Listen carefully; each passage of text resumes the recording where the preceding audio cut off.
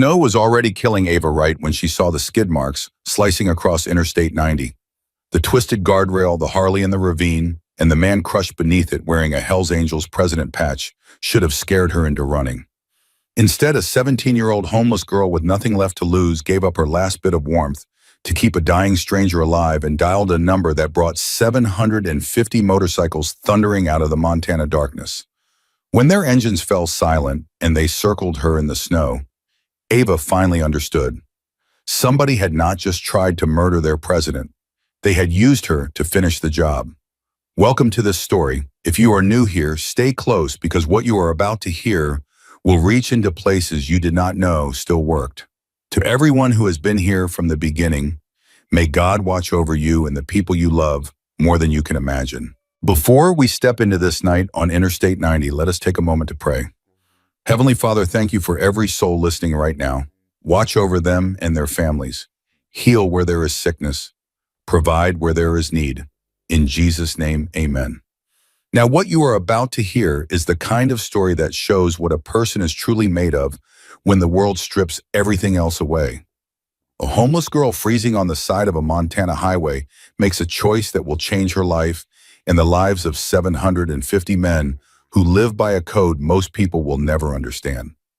Ava Wright had learned long ago that snow could be loud, not just the crunch under boots, but the way it swallowed every other sound until all you could hear was your own breath, your own heartbeat, and the ugly voices in your head telling you to give up. On the shoulder of Interstate 90 outside Billings, Montana, the wind shoved at her back like it was trying to erase her from the map entirely. Her fingers had gone numb inside thin gloves 2 sizes too big. The kind someone leaves at a shelter because they are trash, and trash is all a girl like Ava deserves. Her sneakers were soaked through, socks frozen stiff. The denim jacket she wore was no match for the kind of cold that crawled into your bones and started switching off the lights one by one. She tugged her hood lower, face half hidden, watching her breath come out in ragged clouds that vanished the second they touched the night. Trucks hammered past in the right lane, spraying road salt and dirty snow. Not one slowing down to wonder why a 17-year-old girl was walking alone on the interstate after midnight in a snowstorm. To them, she was nobody, just another homeless kid on the side of the road, a problem for somebody else to ignore. Ava did not know it yet, but this frozen walk on Interstate 90 was about to change everything. If you are still here walking beside her through this snowstay with this story, because what happens next will show you what it means when the world has given up on someone, but they refuse to give up on themselves. Her stomach twisted again. Sharp, biting hunger that made her wrap her arms tighter around herself. The last thing she had eaten was half a gas station sandwich in Laurel almost 14 hours ago, eaten behind dumpsters before the clerk came out to chase her away like she was vermin. In her backpack, she carried exactly 3 things that mattered. A rolled-up hoodie that did not fit anymore but still smelled like the last home she had known. A photograph of her little brother Danny, 8 years old, grinning with 2 front teeth, missing syrup on his chin, one arm wrapped around her waist like she was the only safe thing in his world, and a bus ticket to Seattle, crumpled, ripped in half by her stepfather's hands 3 days ago before he threw her out of the house in Spokane and told her she was too much trouble to keep. She kept walking because there was nothing else to do. One foot in front of the other, the way the social worker used to tell her when she was younger before the system spit her back into the same house that hurt her in the first place. One step, then another. You cannot fix everything. You just keep going, out over the dark fields beyond frozen fences and the black skeletons of winter trees. A faint glow stained the sky to her right. The Winter Thunder Rally had been raging all weekend at the Billings Motorsports Park. Monster trucks and stunt bikes and fireworks. The kind of event she used to watch on YouTube when she still had a bed and a phone charger. The last explosions had smeared the clouds orange and purple about an hour ago. Tiny echoes of a world with tickets and hot chocolate and families who stayed together. Ava walked in the opposite direction. The road curved ahead. The shoulder narrowed where a guardrail took over. Snow had packed against the metal in ridges gray where the plows had shoved it aside. She pushed her hands deeper into her pockets, fingertips burning and then going strangely numb. She forced herself not to think about the news stories. The ones where they found people on the roadside in the morning, curled up like they were just sleeping, frozen solid by sunrise. That was when she saw the skid marks. They carved across both lanes at a violent angle. Two black streaks slicing through the white like someone had dragged a giant marker across the asphalt. They started near the center line and skated all the way to the shoulders straight into the guardrail where the metal bent outward like something had hit it hard enough to scream. Ava slowed, breath catching in her throat. Car wrecks meant cops. Cops meant questions. Questions meant names and addresses and parents. Things she did not have or did not want to explain. Every instinct sharpened by years of bad nights told her the same thing. Keep walking. Do not get involved. This is not your problem. She dropped her gaze, tightened her jaw, pushed forward. 10 more steps. 20. Snow grinding under her ruined sneakers. She had almost convinced herself that whatever happened back there was not her business when she heard it. Not the wind, not a truck, not the low, faraway thrum from the rally grounds. A sound ripped up from the darkness beyond the guardrail. Torn by the wind but still unmistakably human. A raw, broken groan. Ava stopped like somebody had grabbed the back of her jacket. For a second she just stood there, heart pounding in her throat, eyes squeezed shut. If she ignored it, maybe it would go away. Maybe it was just the road settling, ice cracking, her imagination playing tricks after 3 days of walking with almost no food. Then she heard the word, help, faint, strangled, like it was trying to claw its way out of a throat full of blood. But it was there. Help. Her stepfather's voice rose up in her head, ugly and familiar. You are useless, Ava. You are nothing but trouble. If you disappeared tomorrow, nobody would even notice. Nobody would care. The cold bit at her ears. Wind shoved her forward again. She could pretend she never heard it. Nobody knew she was out here. Nobody would blame her for walking away. Nobody ever blamed the ones who pretended not to see. But then another voice cut through. Smaller, younger. Danny's voice from the last phone call before child services took him away. Do not let them make you think you are trash, Ava. You are my sister. You are the only good thing. Her body moved before her fear could talk her out of it. Ava crossed to the guardrail and grabbed the freezing metal with aching fingers. She leaned over. The embankment dropped away steeply, a white slope broken by rocks and dark scrub brush. For a heartbeat, all she saw was more snow. Then her eyes found the wrong shape. Something big and black lay crumpled at the bottom, half buried where it had plowed through the drift. A motorcycle, chrome dulled by frost, back wheels still slowly spinning, exhaust hissing weakly in the cold. Next to it, twisted at an angle no body should bend, a man lay on his back. One leg pinned under the bike, one arm flung out, palm raw and bloody against the snow. The man's leather cut was torn at the shoulder, but even from up here, the patches were clear. Curved letters across the top. Hell's Angels, a white skull with wings. Another patch below bigger than the rest. Stark and brutal in the moonlight. President. Ava's breath hitched. The words sat on her tongue like a stone. She had seen those patches in documentaries. Viral clips about rallies in Sturgis and Daytona Beach. Men the news called outlaws and criminals. Men her stepfather cursed whenever they flashed on the television. You stay away from people like that, girl. They will eat you alive. Help. The sound came again, weaker this time. The man's head rolled a little, beard crusted with ice, lips turning blue. From this angle, she could see the way his chest hitched, like every breath was a fight he was losing. She could walk away. No one would ever know she had been here. The snow would keep falling. The highway would stay busy. By morning, somebody else would find whatever was left. But the photo in her backpack burned against her spine. Danny, 8 years old, syrup on his chin, one arm around her waist like she was the only safe thing in the world. Do not let them make you think you are trash. The pastor's wife at the shelter had said it once, pressing a paper cup of soup into Ava's hands, with fingers that smelled like onions and soap. Trash does not stop to help. Trash does not care. Trash does not jump a guardrail in a Montana snowstorm for a stranger bleeding in the snow. Ava swung one leg over the rail. For a moment, her foot hung above the slope, the drop yawning beneath her, wind clawing at her clothes. every sensible part of her brain screaming at once. This is how you die. This is how girls like you disappear and nobody asks questions. She jumped anyway. The hill vanished under her. She hit the snow hard on her side, slid, grabbed at branches that snapped in her hands, boots scraping uselessly over ice. Cold shot up her sleeves and down her collar. She crashed into a low stump, breath exploding from her lungs, came to a stop a few feet from the wreck. Up close, the damage was worse. The bike's front end was crushed, headlights smashed, handlebars twisted like someone had tried to wring them out. The man beneath it breathed in short, sharp gasps, each one sounding like it might be his last.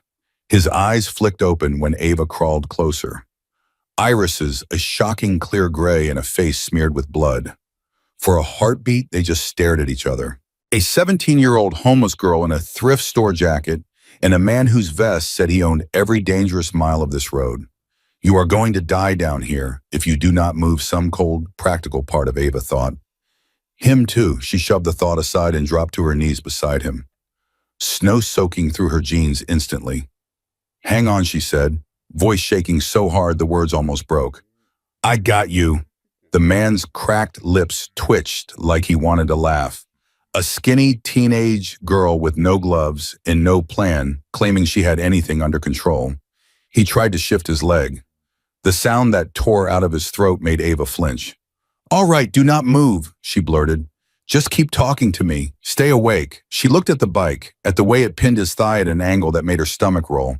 She knew enough from videos she had watched in school to understand that if he stayed stuck like this, the cold and the weight would do damage you did not come back from. Ava planted her feet in the snow, wrapped both hands around the handlebars, pulled.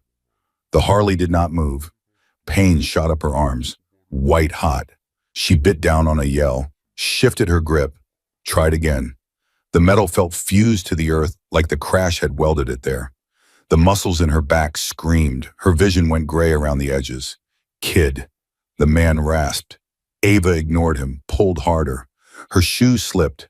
Her shoulders felt like they were tearing apart. For one heartbeat, the bike lifted. An inch, maybe two. The man sucked in a breath and yanked his leg, boots scraping free, just as the Harley crashed back down with a dull final thud. Ava stumbled, fell to her knees, hands burning, chest heaving like she had sprinted all the way from Spokane. You are insane, the man whispered, a broken laugh riding his breath. You are heavy, Ava muttered, words thin and breathless. Her teeth were chattering hard now. Sweat cooled on her neck even as the cold chewed through her shirt. She glanced up at the strip of highway above them. Black against the sky, emptier than ever, no headlights, no sirens, no help coming. Do you have a phone, she asked. The man jerked his chin toward his chest. Inside pocket. Ava dug into the leather cut with shaking fingers until she found a smartphone. Slick with blood. The screen bloomed to life under her thumb, bright against the dark. No lock, just a list of recent calls with names that sounded like trouble.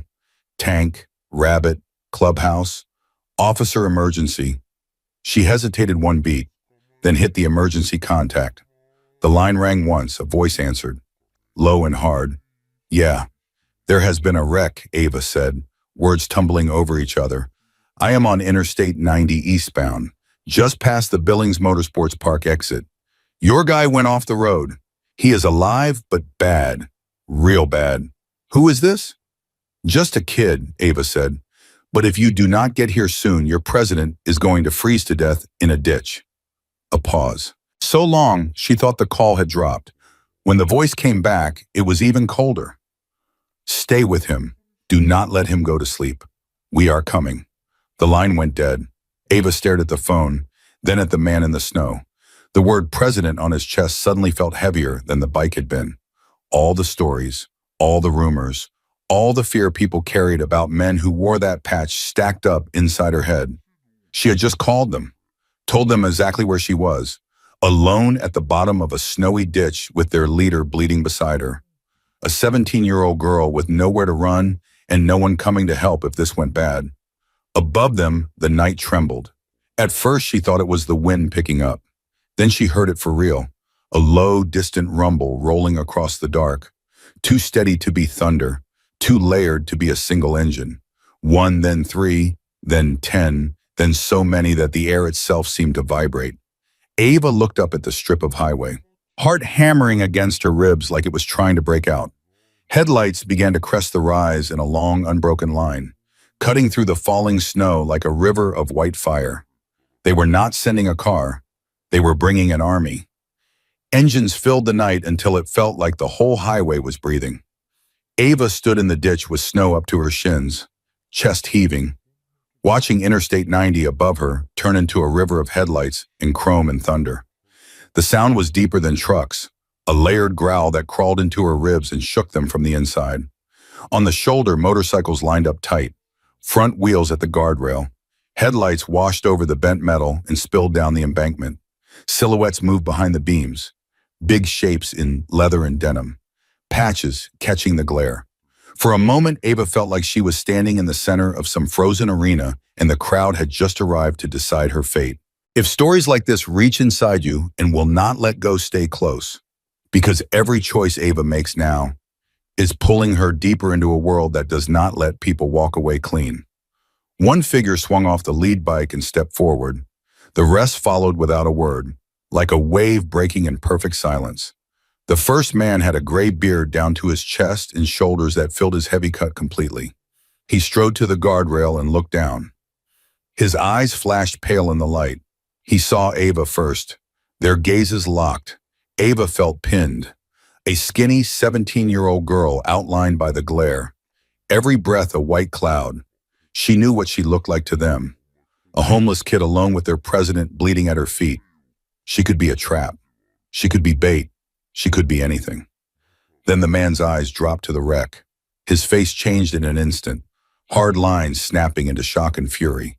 "That is him," someone shouted. "That is Reaper." Everything moved at once. Bikers flowed toward the guardrail. Some dropped over the edge, sliding down toward the wreck like they had done this before. Others fell into practice positions. One was already on his phone shouting for an ambulance. Another snapped open a med kit. Ava staggered back as two men reached Reaper. One with a patch that read, "Bones," dropped to his knees, checking breathing, checking pulse. The other braced Reaper's neck with careful hands. "What happened?" Bones barked. "He was already down here when I heard him." Ava said, voice small and shaking. "The bike was on his leg. I pulled it up so he could get free." "You moved the bike," Bones snapped. Ava flinched. The bearded man slid down the embankment with more control than anyone else. His cut was marked with Hellsangels, Montana, and a small name patch over his heart. Bull. He leaned over Reaper, eyes scanning the damage with the focus of someone who had seen this before and knew exactly how bad it could get. "Brother," he said, voice steady, "stay with me." Reaper's eyelids flickered. His gaze found Bull, then slid sideways, landed on Ava. "Kid," he whispered, "told you they would come." His head rolled to the side. "Is he?" Ava began. "He is fighting." Bones cut in, working fast, packing wounds, stabilizing the leg. Bull finally turned to Ava. Up close, his face was all lines and old scars, eyes that had seen too much and forgotten nothing. "You the one who called?" he asked. Ava nodded, legs shaking. "Name?" "Ava Wright." Something flickered in Bull's eyes at the last name, like a match striking in the dark. But before he could dig deeper, red and blue lights painted the snow. Sirens cutting through the rumble of idling engines. "Ambulance!" Bones shouted. "Move! Make a path!" The bikers opened a corridor. Two EMTs slid down with a stretcher and a backboard. They worked fast, collar on, legs secured, Reaper strapped down tight. Ava pressed herself against the snowbank, trying to disappear, trying to be invisible. One EMT glanced at her. "You all right, kid?" "I am fine." Ava lied. There was no time to argue. Reaper was carried up the hill, loaded into the ambulance, gone in a blast of sirens and spinning lights that faded into the snowstorm like it had never been real. Silence dropped in behind it, broken only by idling engines and rough breathing. Ava stood in the brightness of all those headlights, suddenly aware of how many men were looking straight at her. 750 pairs of eyes, all waiting to see what came next. Bull climbed back up to the shoulder and held out a gloved hand. "Come on." Ava stared at it. Stay if you want, Bull added, but cops will be here in 3 minutes. You look how you look. They will have questions you do not want to answer standing in a ditch. That made sense, more sense than anything else tonight. Ava grabbed his wrist and was hauled onto the shoulder. The line of motorcycles stretched farther than she could count. Everyone with a rider in a cut. Every rider watching her. This her someone asked. This is the kid who called it in, Bull said. The attention sharpened. Ava felt measured and weighed, examined and judged. A taller man stepped forward, hair pulled back, tattoos creeping up from under his collar. His rocker read, Hell's Angels, Montana. You from around here, he asked. No. You running from something? Ava's throat closed. Bull lifted a hand. Leave it. Not now. Up the highway, new lights appeared. A patrol car rolled up slow, tires crunching on packed snow. A trooper climbed out, eyes scanning the wall of bikers and the lone teenage girl standing among them like she did not belong. Evening, the trooper said. We got a call about a motorcycle down, Bull answered. Ambulance already took him. Your radio should have it. The trooper's gaze slid to Ava, lingered. And you are, Ava felt cornered, caught between law and outlaws. Both dangerous, just in different colors. She opened her mouth, but Bull spoke first. She is the one who found, Reaper, Bull said. Climbed down, pulled the bike off him, called us, saved his life. The trooper raised his eyebrows. That right, Ava nodded. You got somewhere warm to go tonight, kid. Ava thought about the underpass in Laurel, the shelter line that turned people away after 9, the locked door back in Spokane that would never open for her again. She thought about Danny in a foster home in Oregon, probably asleep by now, dreaming she was coming for him. No, she said quietly. The trooper sighed. All right, I need a statement. After that, we will figure something out. He can give his statement at the hospital, Bull said.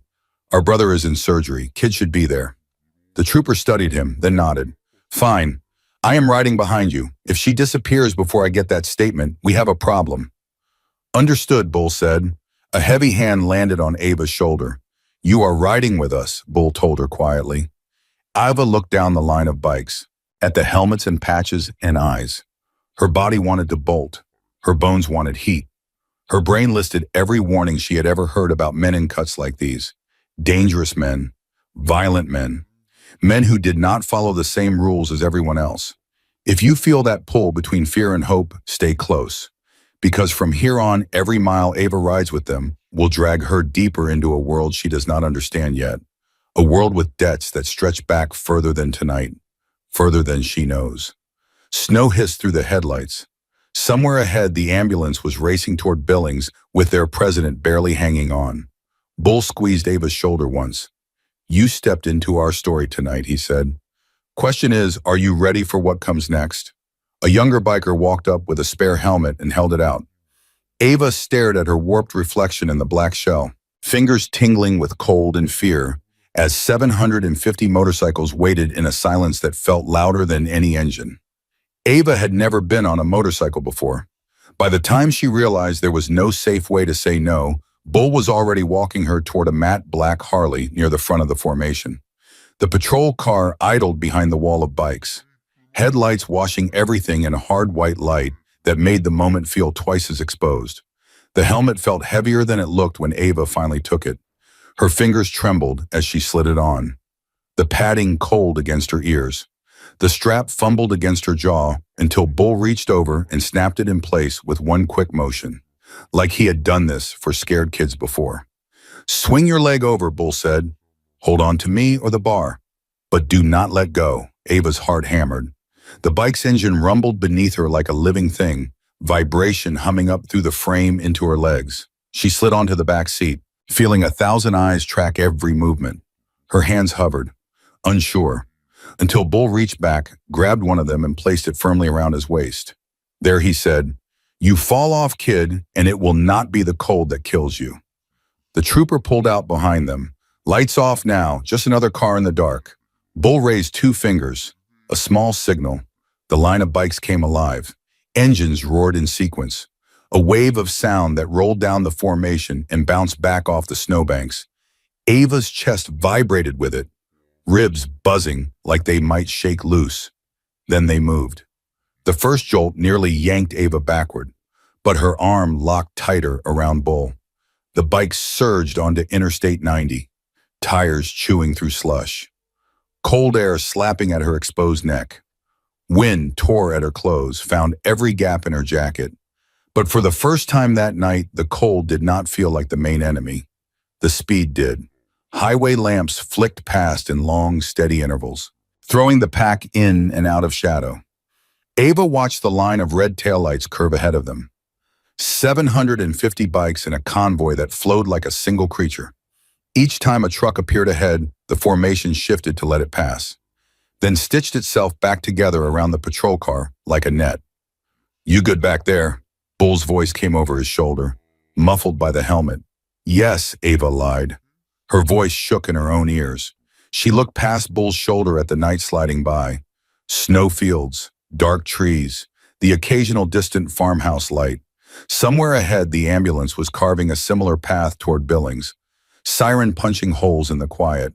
Reaper was in that box of light and metal, strapped down, half conscious, breathing through broken ribs that might stop any second. Ava tried not to think about what it would feel like if the man died after she had already ripped his leg free.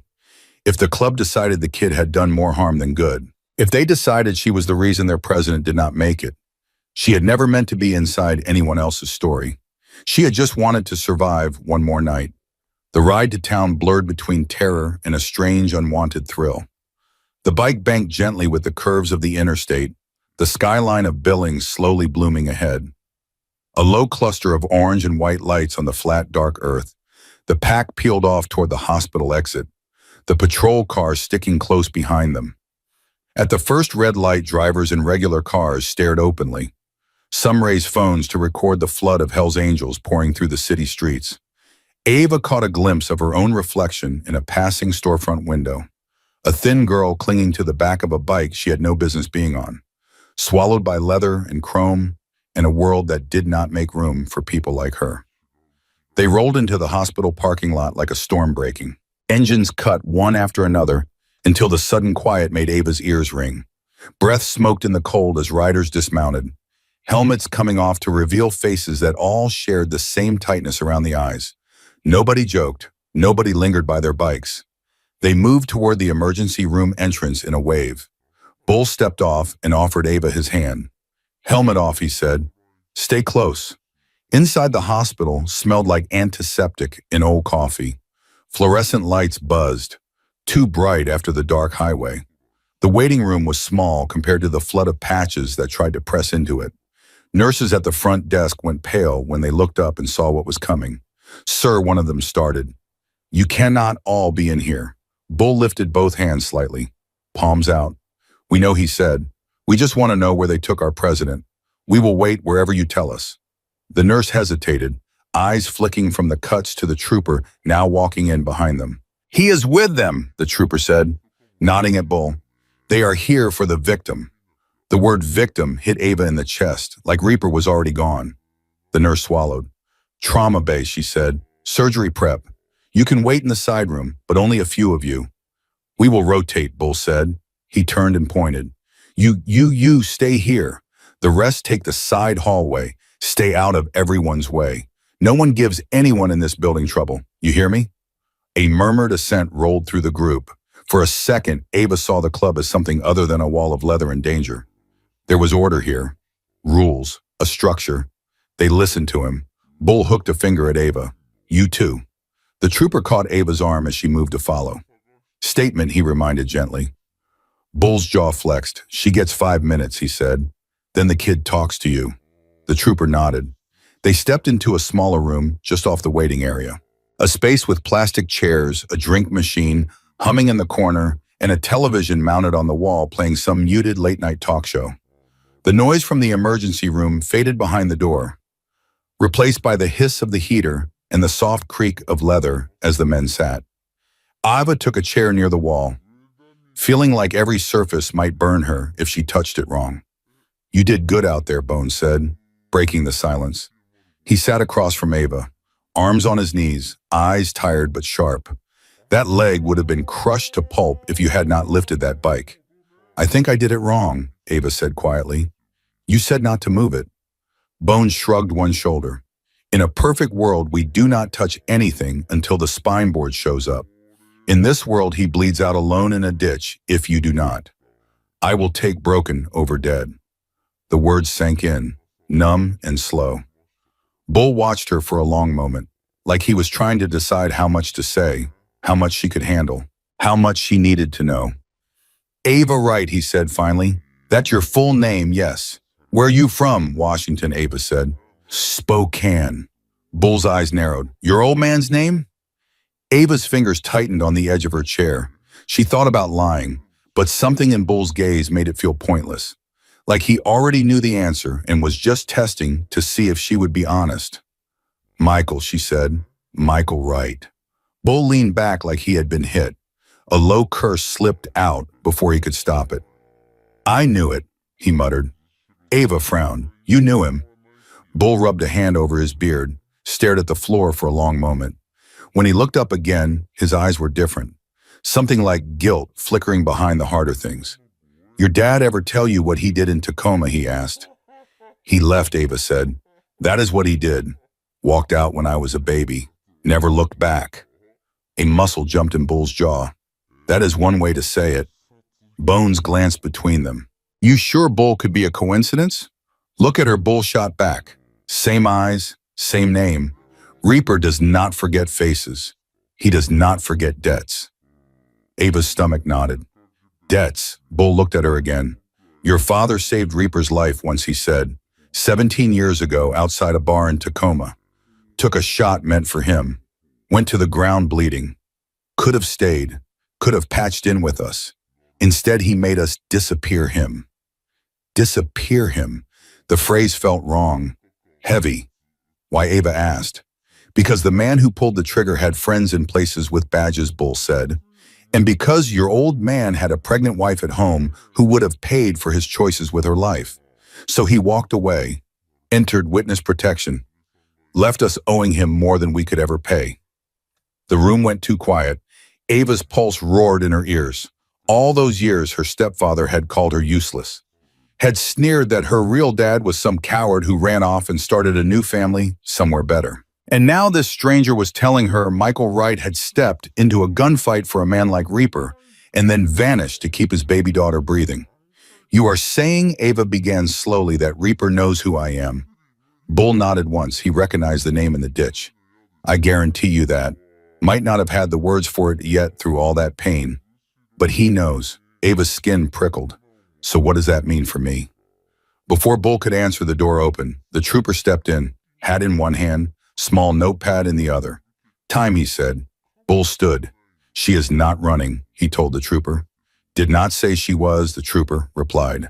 He sat down opposite Ava and clicked his pen. All right, kid, just tell me what you saw. Ava recounted it. From the skid marks to the guardrail, the sound of help, the jump, the bike, the call. Her voice sounded far away as she spoke, like it belonged to someone else, someone braver. The trooper wrote, asked a few clarifying questions, then closed the pad. You did the right thing calling it in, he said.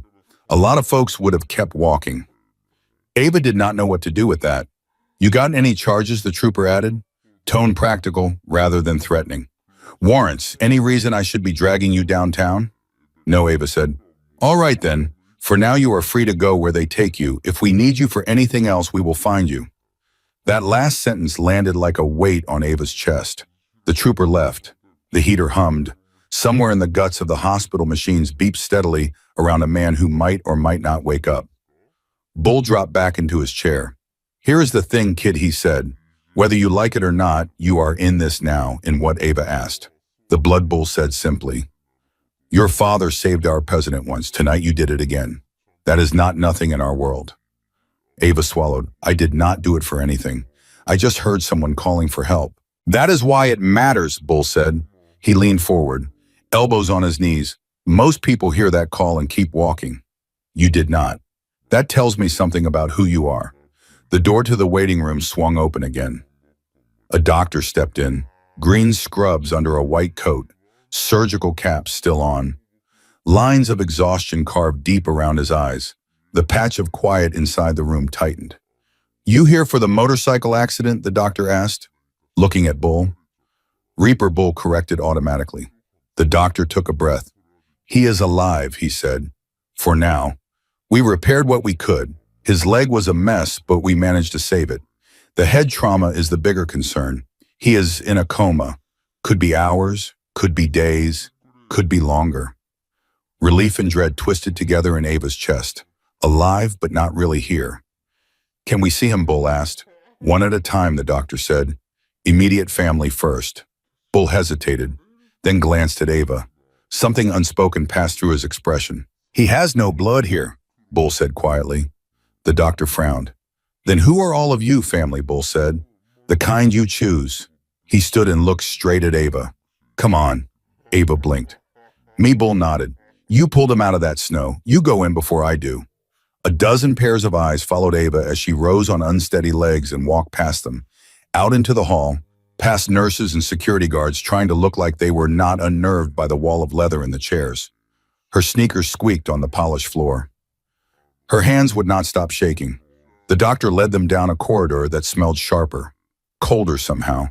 They stopped outside a door with a number and a warning sign about hand sanitizer. The doctor pushed it open. Machines hummed softly inside. A monitor ticked out a slow rhythm. Reaper lay in the bed, skin pale against the sheets, beard clean of blood, tubes and wires snaking into his arms and under the blankets. His leg was wrapped thick, elevated. Ava stepped just inside the door and stopped. The man looked smaller here, washed of the noise and heat and fury that had surrounded him on the highway. Just a broken body held together by stitches and plastic lines. She felt Bull's presence behind her, solid and unmoving. Say something, Bull murmured, even if he cannot hear it. Ava swallowed, throat tight. She thought of the ditch, the way Reaper's hand had clamped around her wrist when she pulled the bike free, the way he had said kid like it meant something. She thought of her father, a name and a ghost, suddenly tethered to this man by a story no one had bothered to tell her, a story that made her something other than trash left on the side of a highway. She stepped closer to the bed, fingers twitching at her sides. Hey, she said quietly, it is Ava, the stupid kid who did not keep walking. A weak laugh that was not really a laugh caught in her chest. They say you owe my family, she whispered. But now I guess I owe you too. Somewhere outside the door, boots thudded on tile. Voices rose and dropped. The world beyond this room kept moving, full of engines and sirens and people who had places to be, people who belonged somewhere. Ava stood between them, staring at the slow blink of the monitor, wondering what happened next, wondering if she had just traded one kind of cold for another. Then Reaper's fingers twitched. For a second, Ava thought she imagined it, just some glitch in her tired brain. But then it happened again, a tiny movement against the white sheet, like his hand was trying to remember how to be a fist. The heart monitor kept its slow, steady rhythm, a soft electronic heartbeat for a man who had spent his whole life living by louder ones. Bull stepped up to the other side of the bed, eyes locked on that hand. You see that, he murmured. Ava nodded, throat too tight to speak. Reaper's eyelids fluttered, not much, just enough to show a sliver of gray between lashes. The doctor had said coma, days, maybe weeks. But something in the room felt like it had shifted, like someone had opened a door a crack and light was trying to force its way through. Reaper Bull said quietly, it is Bull. You are in Billings General. You made it off that highway. For a long moment, nothing changed. Then Reaper's mouth moved, words sticky and soft. Cold, he whispered. You are inside, Bull said. You are warm. Reaper's gaze drifted unfocused toward the ceiling, then slid sideways, and landed on Ava like a weight. Kid, he breathed. You are still here. Ava swallowed. Yeah, you are hard to walk away from. A small rasp that might have been a laugh scraped out of Reaper's chest. Could have left me, he said. Did not. His eyes closed again for a moment, then opened a little wider, just enough for something like recognition to burn there. Right, Reaper whispered. Bull glanced at Ava. He knows, he said softly. Reaper's fingers twitched again, this time reaching, searching. Ava hesitated, then stepped closer and wrapped her hand gently around the older man's. The skin was rough, the grip weak, but deliberate. You have his hands, Reaper murmured. Like your old man. You knew him, Ava said. Reaper's eyes glistened in the harsh hospital light. Saved my life, he said. Took a bullet. Walked away so trouble would not follow his kid home. Ava's chest cracked open around the words. All those years of thinking her father was a shadow who left because she was not worth staying for. And now this man half broken on a hospital bed was telling her Michael Wright had walked away to keep her breathing. She wanted to be angry. She wanted to be grateful. Mostly she just felt hollow and full at the same time. He did not tell me, Ava managed. Reaper's mouth twitched. Some debts you do not brag about, he said. You just carry them. Silence settled over the room, heavier than the machines. Bull watched them both, arms folded across his chest, eyes strangely soft. We owe him, Reaper continued. Owe you. That is how this works. I did not pull you out of that ditch for a reward, Ava said quickly. Good, Reaper said, because what I am offering is not a reward. His hand tightened slightly around Ava's. Surprising strength in that grip. I got a club that needs to remember what we stand for, he said. Brothers, family, paying back what we owe. I got enemies who thought they could take me off a road and nobody would answer. And I got a girl named Wright who jumped a guardrail in a snowstorm when the rest of the world would have walked on. The monitor beeped steadily as he sucked in another breath. You got somewhere to go after this, he asked. Somewhere safe. Ava thought of the underpasses, the shelter lines, the dead phone in her pocket, the ripped bus ticket still folded in her backpack. She thought of walking along Interstate 90 alone with nothing but hunger and wind for company. No, she said quietly. Reaper's jaw clenched, like that answer hurt more than any of his injuries. Then here is what we are going to do, he said, voice stronger now, like deciding gave him power. Bull, he added, without looking away from Ava. Yeah, Brother Bull answered. Kid does not spend another night on concrete, Reaper said. You hear me? She gets a room, food, clothes that are not falling apart, work if she wants it, and anybody who has a problem with that can bring it to me when I wake up. Ava stared at him. Why? Reaper's eyes sharpened. Because your father stepped into a fight that was not his and changed my life, he said. And because you just did the same. You think I am going to pretend that did not happen? Something inside Ava shifted, like ice breaking loose in spring. Bull stepped closer to the bed, voice low. We already booked you a room at a motel near the shop, he told Ava, before we even knew your last name. 1 week paid. That was for pulling him out of that snow. You did that, Ava asked. Bull shrugged. Family takes care of people who take care of family. That is how we see it. The word family sat in the air between them. Unfamiliar and sharp. What if I do not want to be part of this? Ava asked, the question out before she could stop it. Reaper's gaze did not waver. Then you take the room, the food, the warm clothes. And tomorrow you walk whichever direction you want, he said. Door is open both ways. We are not a prison. He paused, eyes searching Ava's face. But if you stay, he added quietly, then we do this right. You are not just some stray kid we threw a jacket at and forgot. We teach you how to work, how to ride, how to stand up when someone tries to throw you in a ditch and leave you there. Ava let the words sink in. Warmth, work, a place that noticed if she went missing. The idea tasted dangerous, like hope. Bull's phone buzzed softly. He checked the screen, jaw tightening for a heartbeat, then relaxing. Brake line was cut, he said. The boys found it while they pulled your bike into the bay. Clean slice. Not a rock, not wear and tear. Someone meant for you to hit that rail. Reaper closed his eyes. When he opened them again, they were colder. I figured, he said. Who? Bull asked. Reaper hesitated, then shook his head once. Not in front of her. Ava stiffened. This was bigger than one wreck on a snowy highway, bigger than an old debt being paid. Someone had wanted this man dead badly enough to sabotage his bike on the night of a big rally, knowing he would be alone on the road afterward. She thought of the black SUV that had rolled slow past the scene earlier in the night. Windows tinted, the way it had paused just long enough to feel wrong. She had not mentioned it to anyone, had not thought it mattered, but now a picture slammed into her brain, clear and sharp. A phone raised in the darkness, a tiny red recording light blinking near the passenger window. There was a car, Ava blurted.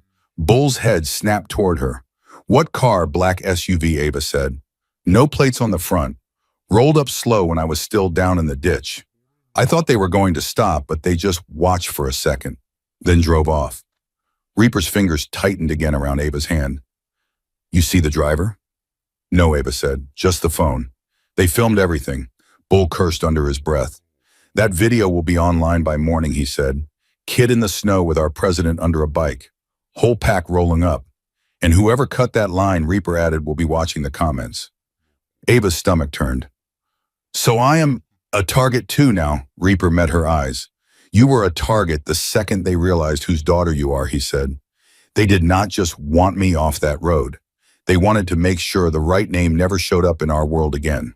Fear clawed at Ava's chest, but something else rose with it, anger. She had spent her whole life being treated like a problem, like a mistake someone wished would disappear. Now strangers she had never met had tried to erase her without even knowing her. What do we do, she asked. Reaper's gaze slid to Bull. First we keep her alive, Reaper said. No more walking highways alone. You get her set up at the motel, then at the shop. No details on the internet, no full name outside this room. Bull nodded, and then Reaper added, voice dropping lower, we find out who cut that line. Quiet, careful. We do not give them the war they are hoping for. We give them something worse. Ava did not know what worse meant in this world, but the way both men's faces hardened told her whoever was on the other end of that break line was not going to sleep easy. The doctor reappeared in the doorway, expression softening when he saw Reaper awake and talking. You are supposed to be resting, he said. Reaper smirked faintly. I will rest when the kid stops looking like she is going to bolt, he replied. The doctor sighed. 5 more minutes, he said. Then everyone out. He left them again. Bull put a hand on Ava's shoulder. The weight still felt heavy, but less like a trap now, more like an anchor. You got options, he said quietly. Most kids on that highway do not. You can take the help. Lay low. Figure your life out. Or you can walk back into that snow and pretend none of this happened. Can I ask something, Ava said. Bull nodded. If I stay, does that mean I am one of you? Not overnight, Bull said. This is not a jacket we throw on someone because we feel bad. It takes time, work, trust. But it means we do not let anyone hurt you without answering. It means you are not alone by default anymore. Reaper squeezed her hand again. It means when someone leaves you in the snow, kid, he said, there will be 750 bikes on that highway before your body ever gets cold. The image hit Ava hard, not because of the engines or the jackets, but because of the simple promise inside it. Someone would come, someone would notice, someone would care enough to show up. She thought of Danny, little brother, standing barefoot in their kitchen doorway, back in Spokane, whispering, do not freeze out there. Come back for me. She pictured a future where she could call him from a number that was hers, in a place that was hers, and tell him she was okay, that she had people watching her back, that she was coming for him. She drew in a slow, shaky breath. I do not know how to be part of something like this, she admitted. Bull's mouth twitched. We will teach you, he said. You just start by showing up and not lying to our faces. Ava looked at Reaper, at Bull, at the tubes and wires and the patched leather hanging on the chair by the bed, at the faint grease stains ground into Bull's knuckles, the hospital band cutting across Reaper's wrist, the faint hum of a world much bigger than anything she had ever known. Okay, she said finally, I will stay. For now. Reaper's eyes closed, but a smile ghosted across his mouth. Good, he murmured. Hate owing ghosts. Bull's hand tightened once on Ava's shoulder, then let go. Come on, he said. Let him rest. Tomorrow we get you some real food and boots that do not leak. They stepped out into the hall. The door clicked, softly shut behind them. The pack was still in the waiting room. Quieter now, some sitting with heads bowed, some scrolling through phones, some just staring at the floor like they were praying without moving their lips. Heads turned as Ava and Bull emerged. Wellbones asked. He knows, Bull said simply, and he is not dead. A ripple of breath moved through the men, the kind of exhale people hold for hours when they are too afraid to let it out early. Bull jerked his chin toward the exit. Let us get you to that room, he said to Ava. Ava followed him down the hallway, past vending machines and bulletin boards and tired nurses. As the automatic doors slid open and the night air hit her face, she looked out at the line of bikes in the lot. Silent now, chrome glinting under the streetlights. The snow had slowed to a soft drift, flakes turning lazy in the glow. The highway was still out there, stretching into dark in both directions, full of places where people walked alone. But tonight, Ava was not one of them. She pulled her thin jacket tighter out of habit, then felt the weight of the leather Bull had draped over her shoulders earlier. Left there without ceremony, it was too big, smelled like engine oil and cold air and something like safety. Ava touched the edge of the patch with her fingertips, not tracing the words, just feeling the stitches. She had stepped into their story on a frozen strip of Interstate 90, thinking she was just helping a stranger in the snow. Instead, she had dragged an old debt back into the light, almost died of the cold, and found a door into a life she never thought she was allowed to want. As she walked toward the bikes and the waiting ride to a warm bed, one thought anchored itself in her chest and would not move. She had not saved Reaper alone that night. Choosing not to walk away when the world told her she did not matter had saved her too. But as Bull handed her the helmet again and the engines around them rumbled back to life, Ava's phone buzzed in her pocket, a number she did not recognize. She pulled it out, hands shaking. One new message. We know where you are, right? Ava's blood went cold. She looked up at Bull, showed him the screen, his jaw set like stone. He glanced back at the hospital, then at the line of bikes, then at Ava. Change of plans, he said. You are not sleeping alone tonight. The text message glowed in the darkness like a threat carved in ice. We know where you are, right?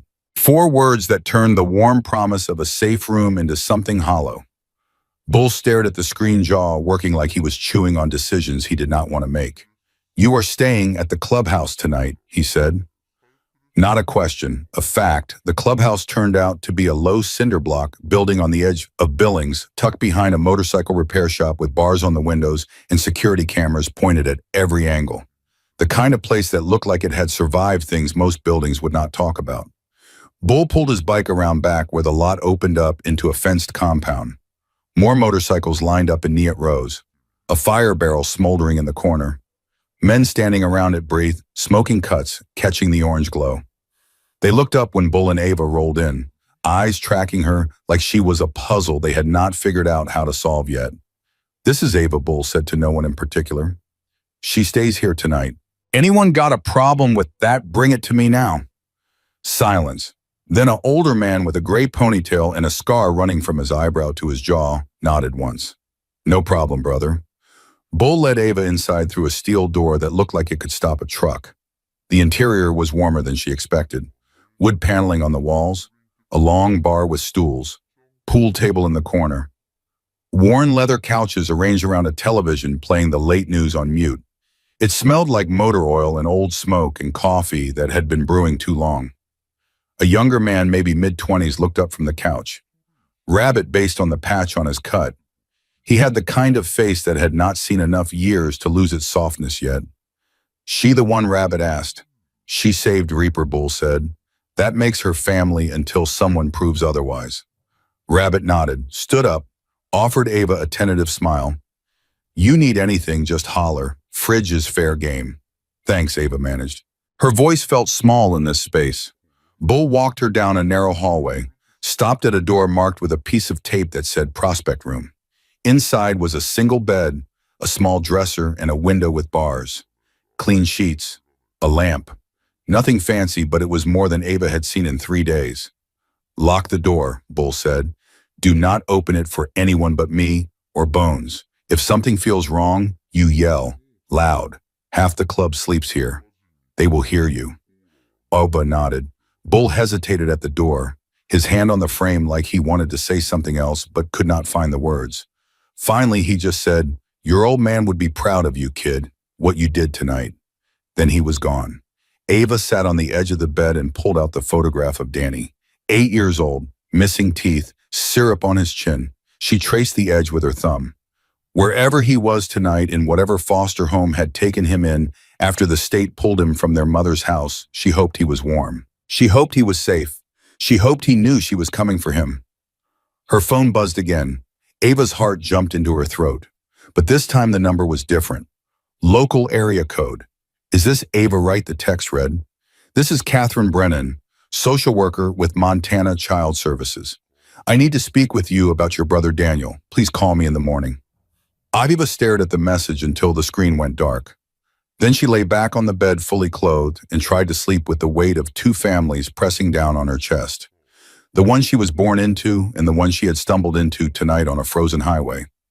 Morning came too fast and too bright. Someone knocked on the door while Ava was still trying to remember where she was. Bull's voice filtered through. You decent? Yeah, he came in holding a paper bag and a cardboard cup of coffee. Breakfast, he said. Nothing fancy. Egg sandwich from the diner up the road. Figured you could use real food. Ava took it. The warmth of the cup alone felt like a gift. Thanks. Reaper woke up about an hour ago, Bull said. Stable. Doctors say he can go home in a few days if things keep improving. He wants to see you later. Ava nodded, chewing slowly. The sandwich tasted better than anything she could remember. Bull sat on the edge of the dresser, arms crossed. You get that message from the social worker? Yeah, her name is Catherine Brennan. Been doing this work for 20 years. She is tough but fair. If she is reaching out, it means Danny is in the system and something happened. Ava swallowed hard. Like what? Like someone reported abuse, Bull said. Or neglect. Or Danny told a teacher something that set off alarms. Either way, you need to call her. Find out what is going on. Because if Danny needs help, we need to know now. Ava pulled out her phone, hands shaking, dialed the number from the text. Catherine Brennan answered on the second ring. This is Catherine. This is Ava Wright, Ava said. You texted me about my brother, Ava. Thank you for calling. I will get straight to it. Daniel was brought to the emergency room yesterday afternoon with bruising on his arms and back.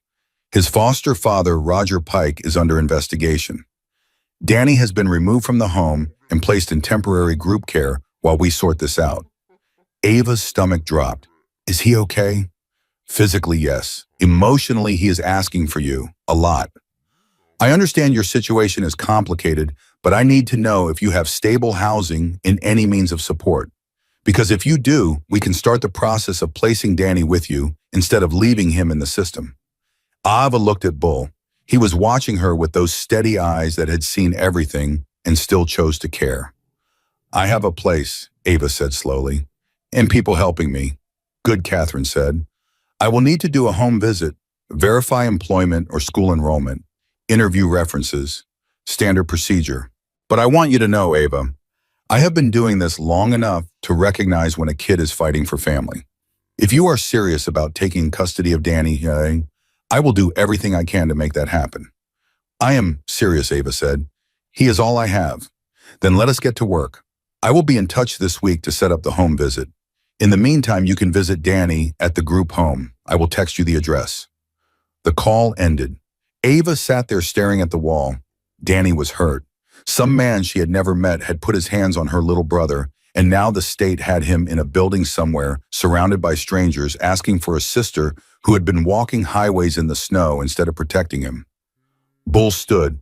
We will get him, he said, but first you need to understand something. Taking custody at 17 is not simple. You will need a legal guardian to co-sign. You will need income, stable housing.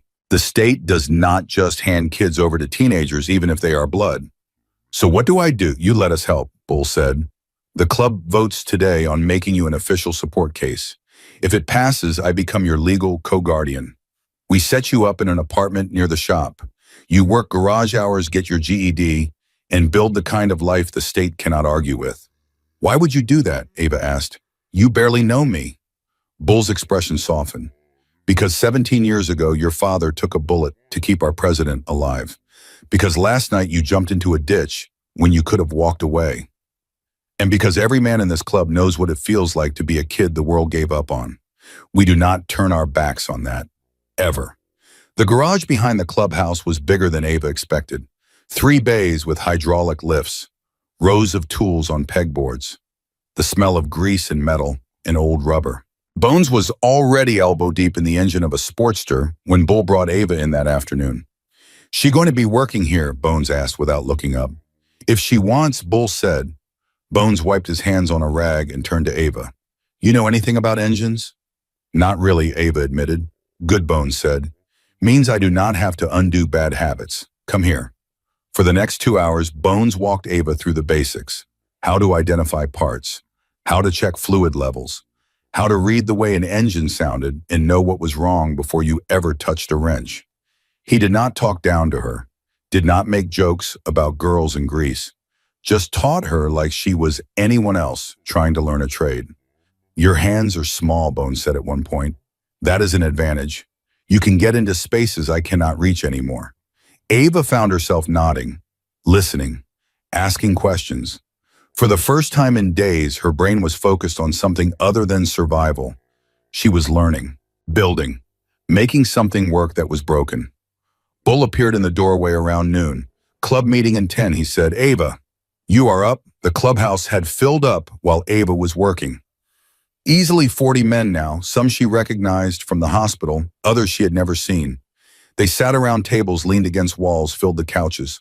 All eyes turned when Ava walked in. Reaper was supposed to be resting, but he sat at the head of the long table in a wheelchair, leg elevated, looking pale but awake. Bull stood beside him. Brothers, Reaper said, voice rough but steady, you all know why we are here. Ava Wright saved my life 2 nights ago. Pulled a bike off me in the snow when she could have kept walking. Called you all in when I was dying. She is the daughter of Michael Wright, the man who took a bullet for me 17 years ago in Tacoma and never asked for anything in return. The room was silent. Her little brother is in the system, Reaper continued. Hurt by a foster father who should not have been trusted with a dog, let alone a kid. She needs custody. She needs support. She needs family. Bull stepped forward. I am proposing we make Ava an official support case. I will act as legal co-guardian. We set her up in the apartment above the garage. She works for Bones, gets her schooling, and we back her when the state comes asking questions. All in favor hands went up, one by one, until every man in the room had voted yes. Opposed, Bull asked. Silence. It is done, Reaper said. Welcome to the family, kid. Ava felt something crack open in her chest, not breaking, expanding, like she had been holding her breath for 17 years and just now remembered how to exhale. That night, Ava visited Danny at the group home. It was a plain brick building on the north side of Billings with a playground out front and bars on the windows that tried to look decorative but were not. Catherine Brennan met her at the door. He has been asking for you nonstop, Catherine said. Just keep it calm. He has been through a lot. Danny was in the common room watching cartoons with 3 other kids. He looked so small, sitting there in clothes that were not his hair uncombed, eyes tired. But when he saw Ava, his whole face lit up. Ava, he shouted. He ran across the room and threw his arms around her waist, squeezed like he was afraid she would disappear if he let go. Hey, little man, Ava whispered, her throat tight. I am here. They sat on the couch together. Danny pressed against her side. She could feel him shaking. Did he hurt you bad? Ava asked quietly. Danny shook his head. Not too bad. He just gets really mad. But Miss Catherine says I do not have to go back there. You do not, Ava said. I promise. Are you staying here too? No, Ava said. But I am working on getting us a place together, just you and me. Danny looked up at her, eyes wide. Really? Really? When? Soon, Ava said. I just need to get some things in order, but I am not leaving you here long. Okay, Catherine appeared in the doorway. Visiting hours are almost up, she said gently. Ava hugged Danny one more time, kissed the top of his head. I will be back in 2 days, she promised, and I am going to call you every night. On the ride back to the clubhouse, Bull glanced over at her. You good? No, Ava said, but I will be. The next morning, Bull took Ava to meet Jordan Cole, the lawyer the club kept on retainer. Jordan's office was above a pawn shop downtown, small but organized. Law degrees on the wall next to photos of her shaking hands with judges and city officials. She was in her early 40s, sharp-eyed with graying hair pulled back in a tight bun and the no-nonsense energy of someone who had spent years fighting systems designed to grind people down. Ava Wright, Jordan said, shaking her hand. Bull tells me you have quite the story. They sat. Jordan listened while Ava explained everything. Danny, the foster home, the custody issue. When Ava finished, Jordan leaned back in her chair and tapped a pen against her desk. Here's the reality, she said. You are 17, legally a minor. The state does not like placing children with other minors even if they are siblings. But it is not impossible. With Bull as co-guardian and proof of stable income and housing, we have a case. The question is timing. How long, Ava asked. If everything goes smoothly, 6 to 8 weeks.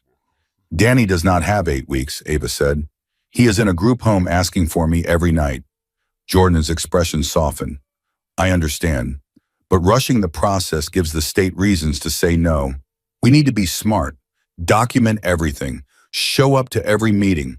Make them see that you are not some kid trying to play house. You are his sister, fighting to keep him safe. Ava nodded, hands clenched in her lap. There is one more thing, Jordan said. She pulled a file from her desk. Bull mentioned your father, Michael Wright. Ava's pulse quickened. What about him? He testified in a case 17 years ago, Jordan said. Detective Kyle Garrett killed an informant outside a bar in Tacoma. Your father was the witness who put him away. Kyle died in prison 2 years ago. Ava felt ice crawl up her spine. And Kyle's brother is Russell Garrett, chief of police here in Billings. Jordan slid a photo across the desk. A man in uniform, silver hair, cold eyes. If Chief Garrett knows you are Michael Wright's daughter, you need to be very careful. Men like him do not forget, and they do not forgive. The raid came 3 days later. Ava was in the garage with Bones learning how to rebuild a carburetor when the doors burst open. 6 officers in tactical gear, guns drawn, faces hidden behind visors, hands where we can see them. One of them barked. Bones raised his hands slowly. Calm. What is this about officers?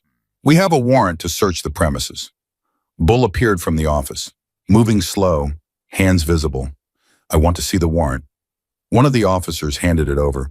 Bull scanned it, jaw tightening. This is garbage, he said. You do not have probable cause for this. A man stepped through the door behind the officers, not in tactical gear, in a police chief's uniform, silver hair, cold eyes, the same face from the photo Jordan had shown Ava. Chief Russell Garrett. His gaze swept the garage and landed on Ava like a rifle scope. Probable cause is my business, Garrett said. Not yours. He walked straight to Ava, stopped 3 feet away, studied her with the kind of look that stripped people down to their bones. You look just like your mother, he said quietly. She cried when the marshals took your father away. Did you know that begged them not to take him? Said she had a baby girl at home who needed her daddy. Ava's hands trembled. She forced them still. Your father destroyed my family, Garrett continued. Sent my brother to prison on a lie. Kyle died in that cage, alone, and your father walked free under a new name, living his life while mine burned. Michael Wright told the truth, Bull said. Your brother murdered a man in cold blood. Garrett's smile was a knife. That is your version. He turned to his officers. Search everything. They tore through the garage, pulled out drawers, opened toolboxes. Bones and Bull watched silent fury radiating off them like heat. Ava stood frozen, trying to understand what was happening. One of the officers called out from the corner. Chief, we got something. Garrett walked over, looked at what the officer was holding, a small plastic bag, white powder inside. He turned back to Ava. Well, he said. Looks like we have methamphetamine in the workspace. Whose locker is this? That is Ava's. Bones said slowly. But she did not put that there. Garrett pulled out handcuffs. Ava Wright, you are under arrest for possession of a controlled substance. This is a plant, Bull said. You brought that in here. Prove it, Garrett said. He grabbed Ava's arm, twisted it behind her back, cuffed her wrists. Bull stepped forward. Bones grabbed his shoulder. Not like this, Bones whispered. This is what he wants. Ava's heart hammered. Danny's face flashed through her mind. If she went to jail now, she would lose him. The state would never give custody to someone with a drug charge. I did not do this, she said. Garrett leaned close, whispered in her ear so only she could hear. Your father took everything from me. Now I am going to take everything from you. The holding cell smelled like urine and desperation. Ava sat on a metal bench, head in her hands, trying not to cry. She had been here for 4 hours. No one had told her what happened next. No one had explained her rights. She was just a body in a cage waiting for the system to decide if she mattered. The door buzzed. Bull walked in with Jordan Cole beside him. You okay, Bull asked. No, Ava whispered. Jordan sat beside her, pulled out a notepad. Tell me exactly what happened. Ava recounted it. The raid, the planted drugs, Garrett's words. Jordan wrote everything down. This is good, Jordan said. How is any of this good? Ava asked. Because Garrett overplayed his hand, Jordan said. He is so focused on revenge he is getting sloppy. We can fight this, Bull crossed his arms. We pulled security footage from the garage. Shows Garrett's officer going to that locker 15 minutes before they announced the search. No warrant at that point. Just planting evidence. Jordan smiled. Then we have him. They posted bail 2 hours later. Ava walked out into the cold evening air, feeling like she had been underwater and just broke the surface. Bull drove her back to the clubhouse in silence. Inside, Reaper was waiting, still in the wheelchair, but looking stronger. He waved Ava over. Sit, he said. Ava sat. Garrett came after you because of me, Reaper said. Because of your father. That makes this club business. So here is what we are going to do. Jordan fights this legal. Clean. By the book. We do not give Garrett an excuse to call us criminals. But we also do not sit quiet. He pulled an envelope from inside his cut. Old. Yellowed at the edges. Sealed with wax. Your father left this with me 17 years ago, Reaper said. Told me to open it only if his family was ever in danger. I think that time is now. He broke the seal. Inside were 3 things. A cassette tape, a stack of photographs, and a letter written in faded ink. Reaper handed the letter to Ava. This is for you. Ava unfolded it with shaking hands. The handwriting was neat, careful. The words of someone who knew this might be the last thing his daughter ever heard from him. Ava, it began. If you are reading this, you found them. Bull and Reaper. The brothers I chose when I could not stay with the family I was born into. I want you to know I did not leave because I did not love you. I left because loving you meant keeping you alive. The men who wanted me dead would have come for you and your mother if I stayed. So I disappeared, became someone else, lived under a name that was not mine so yours could stay clean. I am sorry I was not there to teach you to ride a bike or scare off bad boyfriends or walk you down any aisles. But I made Bull and Reaper promise that if you ever needed them, they would be the fathers I could not be. Trust them, Ava. They are good men in a world that does not make many anymore. Be strong, be kind, be the girl I know you are, even though I never got to watch you grow into her. All my love, Dad. Ava's vision blurred. Tears fell onto the paper. She wiped them away quickly, afraid of smudging the ink. Bull put a hand on her shoulder. He meant every word he said quietly. Reaper held up the cassette tape. This is Michael's testimony, he said. The original, never officially logged because the prosecutor had his own recording. But your father kept a backup, just in case. In the photos, Ava asked. Evidence, Reaper said. Photos of Chief Garrett meeting with his brother Kyle the day before the murder. Photos of Cash exchanging hands. Your father was not just a witness, he was investigating, building a case. This is the insurance he left behind. Jordan leaned forward. If we release this, Garrett is finished. Not yet, Reaper said. First we clear Ava's name, then we bury him. The days blurred together. Ava worked in the garage, learned how engines breathed and nod, and came back to life under the right hands. Bones taught her patience, how to listen to metal the way other people listen to music. Bull taught her how to ride, started her on a smaller bike in the empty lot behind the clubhouse, showed her balance, control, the kind of freedom that came from mastering something that could kill you if you did not respect it. At night, Ava called Danny, told him stories, promised him they would be together soon. He always asked the same question, when Ava? And she always gave the same answer. Soon, little man. I promise. Catherine Brennan did the home visit. Walked through the apartment above the garage that the club had set up for Ava, checked the fridge, the clean sheets, the school enrollment forms Bull had helped her fill out for her GED program. Catherine took notes, asked questions, interviewed Bull. At the end, she sat with Ava at the small kitchen table. I'm going to be honest with you, Catherine said. This is not traditional.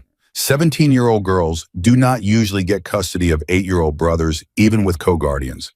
But I have been doing this job long enough to know when a kid is fighting the right fight. You are not perfect. Your situation is complicated. But you love that boy, and you are building something real here. So what happens next? Ava asked. We go to court, Catherine said. We present your case. We show the judge that Danny is safer with you than bouncing through the system. And we pray the judge sees what I see. The court date was set for 2 weeks out. The same day as Ava's hearing for the drug charges. Jordan said it was intentional. Garrett stacking the deck, trying to make Ava look like a criminal and an unfit guardian all at once. But we have surprises of our own, Jordan said. A week before the hearing, Garrett made his move. Ava was leaving the grocery store, arms full of bags, when the black SUV pulled up beside her. No plates, tinted windows. The passenger window rolled down. Garrett sat in the back seat, staring at her. You can still walk away, he said. Drop the custody petition. Leave town. I will make the charges disappear. And if I do not, Ava asked, then I will make sure you never see your brother again, Garrett said. I will make sure every judge in this county knows you are the daughter of a rat and the friend of outlaws. I will bury you so deep the system will not find you for years. Ava set the bags down, stepped closer to the SUV, close enough to see the veins in Garrett's neck, close enough to smell his cologne. My father stood up to you, she said, testified even though he knew it would cost him everything. And you think I am going to run because you made some threats? Garrett's eyes narrowed. I am not my father. Ava continued, I am not running, I am not hiding. And when that judge hears what you did, when they see the evidence, Michael Wright left behind, you are the one who is going to lose everything. Garrett smiled, slow and cold. Brave words, girl. Let us see if you still believe them when they take your brother away. The window rolled up. The SUV drove off. Ava stood there in the parking lot shaking. Not from fear, from rage. Bull found her 20 minutes later, still standing there, groceries on the ground. He did not ask what happened. He just picked up the bags and walked her back to the truck. That night, the club gathered. Not for a meeting, for something else. Reaper called it a ride. 750 motorcycles lined up outside the clubhouse. Ava stood among them, helmet in hand, her own bike waiting. A used Sportster the club had rebuilt for her. Nothing fancy, but it ran clean and it was hers. Tonight we ride for Wright, Reaper said from his wheelchair. For Michael, for Ava, for every kid the system tried to crush who refused to stay down. Engines roared. The sound shook the ground. Ava climbed onto her bike, kicked it to life, felt the vibration hum up through her legs into her chest. Bull pulled up beside her. You ready? He asked. Yes, Ava said. They rode through Billings in formation, slow and deliberate, past the police station where Garrett sat in his office watching through the blinds, past the courthouse where the hearing would happen, past the group home where Danny slept. A message written in chrome and thunder.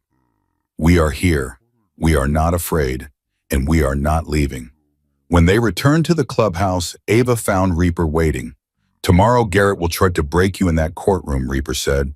He will bring up your father, your past, every mistake you ever made, and you are going to sit there and take it.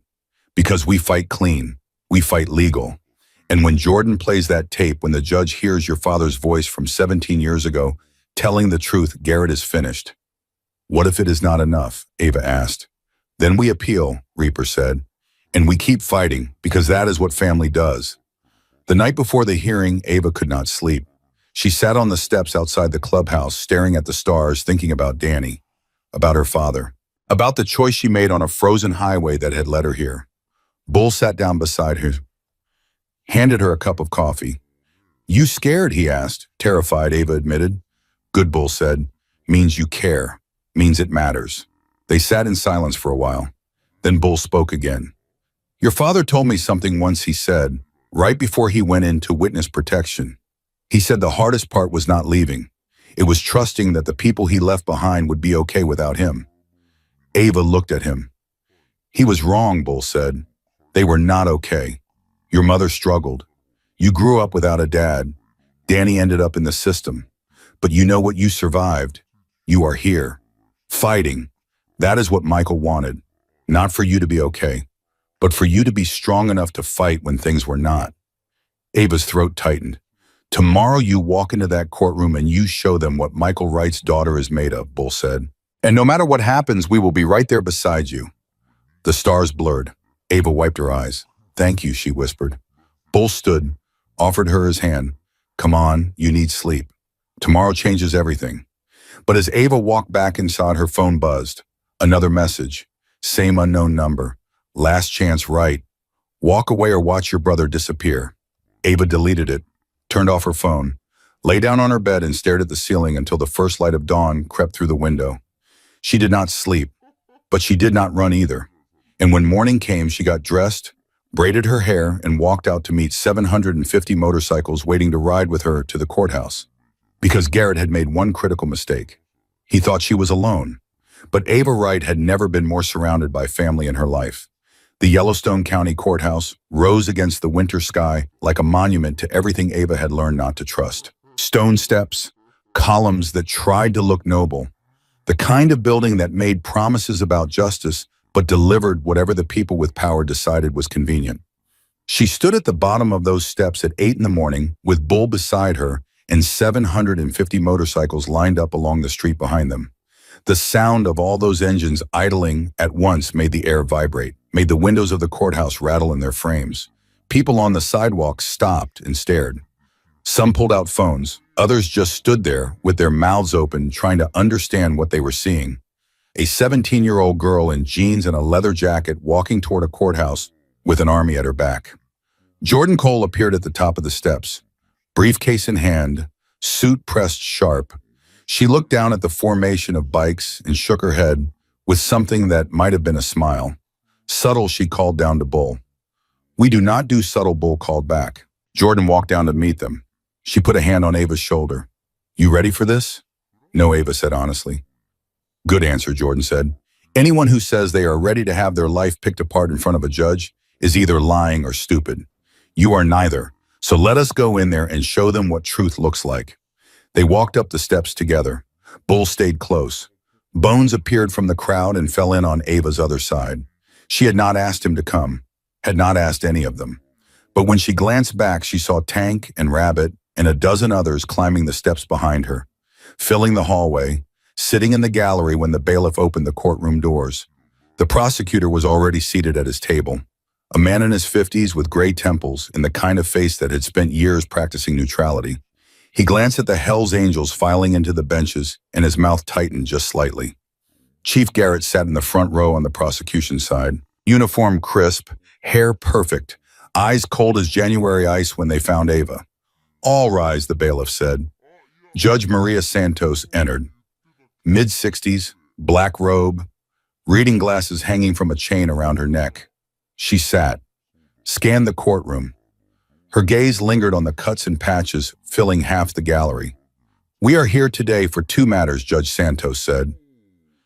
The state of Montana versus Ava Wright on charges of possession of a controlled substance, and the petition for emergency custody of Daniel Wright. Given the interconnected nature of these cases, I am hearing them together. Prosecution, you may begin. The prosecutor stood. Your Honor, the state will show that Miss Wright was found in possession of methamphetamine at an unlicensed motorcycle repair facility. Despite her age and claims of innocence, the evidence is clear. He presented photos of the bag found in the locker. Lab reports confirming the substance. Testimony from the arresting officer about the raid and the discovery. It was textbook, clean, designed to make Ava look like exactly what Garrett wanted the judge to see. A troubled teenager with no future making excuses. Jordan stood when it was her turn. Your Honor, the defense will show that this evidence was planted by corrupt law enforcement with a personal vendetta against Miss Wright's family. A murmur ran through the courtroom. Judge Santos raised an eyebrow. That is a serious accusation, Ms. Cole. It is a serious case, Jordan replied. She approached the bench with a laptop. Your Honor, I would like to submit security footage from the garage where this alleged crime took place. The judge nodded. Proceed. Jordan set up the laptop so the screen faced the judge. Press play. The footage showed the garage from a high angle. Timestamp in the corner. 15 minutes before the raid was officially announced and an officer in Billings PD uniform entered, walked directly to a locker, opened it, placed something inside, closed it, left. The same officer who later discovered the drugs, Jordan said. The prosecutor stood. Your Honor, this is circumstantial. It does not prove the officer planted anything. Then let us hear from the officer himself, Jordan said. She turned to the gallery. Officer Marcus Webb is here under subpoena. I would like to call him to the stand. A man in the back row stood slowly. Young, maybe late 20s, face pale. He walked to the witness stand like he was walking to his own execution. Jordan approached him. Officer Webb, did you enter the garage at the address on Fletcher Street on the morning of March 2nd at 07:45 hours? Webb glanced at Chief Garrett. Swallowed. I was conducting preliminary surveillance. Without a warrant, Jordan asked. We had intelligence that illegal activity was taking place. What illegal activity? Drug distribution. Did you find any drugs during your preliminary surveillance? Webb hesitated. Not at that time, but you went to a specific locker and opened it. Why, I was checking for contraband. And did you place anything in that locker? Silence, Officer Webb, Jordan said, voice sharp. Did you place drugs in that locker on orders from Chief Russell Garrett? Objection, the prosecutor barked. Speculation. I will rephrase, Jordan said. Officer Webb, have you ever received orders from Chief Garrett to plant evidence in any investigation?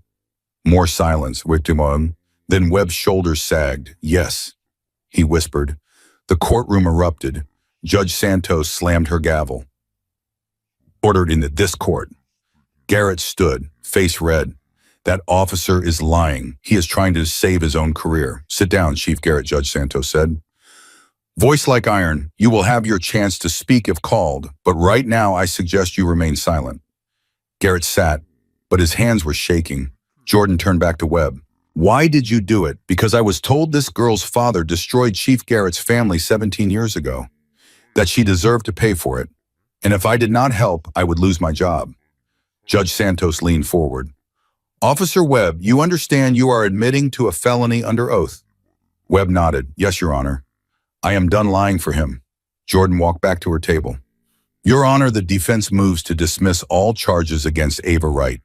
This was a conspiracy orchestrated by Chief Russell Garrett to punish the daughter of a man who testified against his brother. The prosecutor stood. Your Honor, even if we accept that this particular evidence was tainted, that does not address the custody matter. You are right, Jordan said. So let us address it. She pulled out another file. Your Honor, I would like to call Daniel Wright to the stand. Danny entered through the side door with Catherine Brennan beside him. He looked so small in the big courtroom, eyes wide. But when he saw Ava sitting at the table, his face brightened. He waved. Ava waved back. Catherine helped him into the witness chair. The bailiff brought over a step stool so Danny could reach the microphone. Judge Santos smiled down at him. Hi, Daniel. Do you know why you are here today? Danny nodded. Miss Catherine says you are going to decide if I can live with my sister. That is right, the judge said. I'm going to ask you some questions, and I need you to tell me the truth. Can you do that? Yes, ma'am. Jordan approached gently. Danny, can you tell the judge about your foster home? The one with Mr. Pike. Danny's face fell. He was mean. He yelled a lot, and sometimes he hit me. Where did he hit you? On my arms, Danny said. And my back. When I did not clean my room fast enough, or when I talked too much. Did you tell anyone I told my teacher? She called Miss Catherine. And what happened then, Miss Catherine took me away, put me in a different house with other kids. But I do not know them, and I want to be with Ava. His voice cracked on the last word. Ava felt her throat close up. Why do you want to live with your sister? Judge Santos asked. Danny looked right at Ava. Because she always comes back for me. Even when things are bad, even when she does not have a house or food, she always makes sure I am okay. She is the only person who never gave up on me. The courtroom was silent. Even Garrett looked away. Thank you, Daniel, Judge Santos said softly. You can step down. Catherine took Danny back to the waiting room. Judge Santos looked at Jordan. Anything else? Counselor Jordan nodded. Your Honor, I have one more piece of evidence. It is 17 years old, but it is directly relevant to why Chief Garrett has targeted Ava Wright and her family. She walked to a table where a cassette player sat, old-fashioned, the kind no one used anymore. She pressed play. Static crackled. Then a voice, male, young, nervous. My name is Michael Wright. Today is October 14th. I am giving this testimony about what I witnessed on the night of October 10th outside Kelly's bar in Tacoma, Washington. Ava's breath stopped. Her father's voice. She had never heard it before. Not in any recording, not in any video, just stories from Bull and Reaper. But now he was here, speaking from the grave. The testimony continued. Michael described seeing Detective Kyle Garrett arguing with a man outside the bar. Described the way Kyle pulled a gun, the way the other man raised his hands, begged, and the way Kyle shot him anyway. 3 times, center mass. I tried to run, Michael's voice said. But Detective Garrett saw me, told me if I said anything, he would kill my wife and unborn daughter. But I cannot stay silent. A man is dead, and if I do not speak up, his family will never know what happened. Michael paused. The recording hissed. I know this will cost me everything, he continued. I know I will have to leave, go into hiding, never see my daughter grow up. But some things matter more than comfort, more than safety. Truth matters. Justice matters. And if my testimony puts a killer behind bars, then losing my family is the price I pay. His voice broke slightly. Ava, if you ever hear this, I want you to know your daddy loved you. I did not leave because you were not enough. I left because you were everything. And I would rather live 1,000 miles away knowing you were safe than stay close and watch you die for my mistakes. The tape ended. Silence filled the courtroom like water filling a well. Ava was crying. She did not try to stop it. Beside her, Bull's hand gripped her shoulder. Judge Santos removed her glasses, wiped her eyes. Chief Garrett, she said, do you have anything to say? Garrett stood. That testimony was never verified. My brother was innocent. This is a witch hunt, Your Honor, Jordan said. If I may, she produced a stack of photographs. These are surveillance photos taken by Michael Wright in the weeks before the murder. They show Kyle Garrett meeting with known criminals, exchanging money, planning the hit. She laid them on the bench. Judge Santos examined each one. Chief Garrett, the judge said, I am ordering a federal investigation into your conduct. Bailiff, please escort the chief out of this courtroom. You cannot do this, Garrett shouted. I am the chief of police. Not anymore, Judge Santos said. 2 federal marshals appeared from the back of the room. They had been waiting, coordinated with Jordan ahead of time. They walked Garrett down the aisle in handcuffs while the entire courtroom watched. He turned at the door, looked back at Ava. You are just like your father, he spat. A rat who destroys families. No, Ava said, standing, voice steady. I am exactly like my father, someone who tells the truth even when it costs everything. Garrett was let out. The doors closed behind him. Judge Santos looked at Ava. Miss Wright, she said, after reviewing all the evidence, I am dismissing the drug charges with prejudice. You are free to go. Thank you, Your Honor, Ava whispered. As for the custody matter, the judge continued. I am granting you emergency custody of Daniel Wright effective immediately. Bull McKenna will serve as co-guardian until you turn 18. Catherine Brennan will conduct monthly check-ins to ensure Daniel's welfare. She banged her gavel. This court is adjourned. The courtroom erupted. Not in chaos, in relief, in justice finally landing where it belonged. Ava turned and Bull pulled her into a hug. Bones clapped her on the back. Reaper, watching from his wheelchair in the front row, nodded once, a small smile on his weathered face. Jordan packed up her briefcase, leaned close to Ava. Your father would be proud, she said. Catherine brought Danny back into the courtroom. He ran to Ava, threw his arms around her waist. Are we together now? He asked. Yes, Ava said. We are together for good. Danny squeezed tighter. I knew you would come. 3 months later, the apartment above the garage looked like a home. Danny's drawings covered the fridge. His backpack hung by the door next to Ava's boots. The small kitchen table had 4 chairs, even though only 2 people lived there because Bull and Bones stopped by most mornings for coffee. Ava worked 30 hours a week in the garage. She had her own bay now, her own set of tools. Customers asked for her by name when they wanted carburetors rebuilt or fuel systems diagnosed. Bones said she had a gift, the kind of hands that understood machines the way some people understood music. She attended GED classes 3 nights a week at the community college. Math came easy. English was harder. But she was passing. She would graduate in the spring. Danny thrived. He played Little League, made friends, stopped flinching when adults raised their voices. At night, he asked Ava to read to him, even though he could read himself. He just liked the sound of her voice. Catherine stopped by once a month like the judge ordered, checked the apartment, talked to Danny, asked Ava how things were going. Every visit ended the same way. "You are doing great, kid. Keep it up." Chief Garrett was in federal prison awaiting trial on 12 counts, including evidence tampering, witness, intimidation, and conspiracy. Officer Webb had turned state's witness. 3 other officers had been suspended pending investigation. The entire Billings Police Department was under federal oversight. Reaper had recovered enough to walk without the wheelchair. Physical therapy 3 times a week, a cane on bad days. But he was back, leading the club, making decisions, riding, which brought them to today. Bull knocked on Ava's door at dawn. "You ready for what Ava asked?" "Reaper's first long ride since the accident," Bull said. "He wants you there." An hour later, Ava stood in the clubhouse parking lot watching 750 motorcycles line up. Reaper sat on his Harley at the front, the same bike that had crushed him in the snow.